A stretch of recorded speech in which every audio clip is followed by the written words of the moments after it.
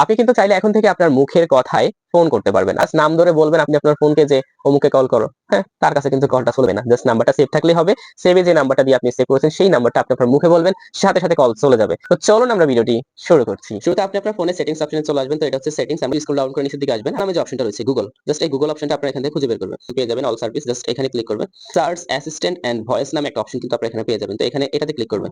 Google assistant নামে একটা option কিন্তু এখানে পাবেন, এখানে ক্লিক করবেন।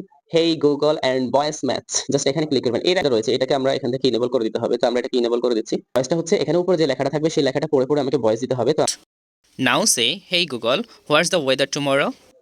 Now say, "Okay Google, set a time for 5 minutes." তারপর আমরা এখান থেকে নেক্সটে ক্লিক করে দিব। ওকে, আমরা নেক্সটে ক্লিক করে দিচ্ছি। আই এগ্রি নামে যে অপশনটা রয়েছে, জাস্ট আই এগ্রিতে ক্লিক করে দিব। এখন আপনাদেরকে একটু প্রুফ দেখাচ্ছি। হেই গুগল, কল নাসির। দেখুন তার কাছে কিন্তু কলটা এখন অটোমেটিকলি চলে যাবে। জাস্ট আপনারা দেখতে থাকুন, অটোমেটিকলি তার কাছে কিন্তু কলটা চলে গেছে।